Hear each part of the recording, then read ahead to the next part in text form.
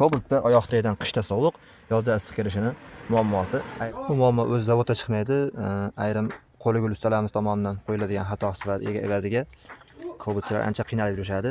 Ana shu gaz ustanovi qilganda ayrim gazchilar, Qo'shtirnoq ichidagi gazchilarimiz, qo'li-gul ustalarimiz shuni ash qilishadiki, qishda sovuq, yozda issiq kirib yuradi. Keyin mashinaning ichiga mana gaz kabelni o'tishini ko'rasizlarmi? Qanday o'tgan? Mana yerda chiroqli qilib teshsa zo'r o'tadi. Buni mana rezinkani chiqarib qo'ygan, ko'ryapsizlarmi?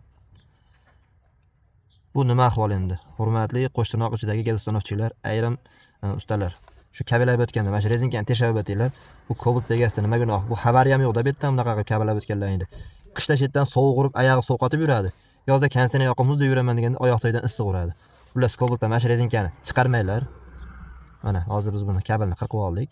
Sababi teshib o'tkazamiz. Bitgandan keyin ham sizlarga videoning davomida qanday holatda kabel o'tkazishni bir qator ko'rsatib o'tamiz. Kobaltimiz ishlari bitdi mana. Ko'rishingiz mumkin. Kabelni xuddi shunaqa qilib rezinkani teshib olib o'tilsa, bu joyiga keltirib qo'ysa, ortiqcha chang, hid, tutun, qishda sovuq, yozda issiq kirmaydi. Mana oddiy narsa, bitta leza pichoq bilan bitta kesiladi.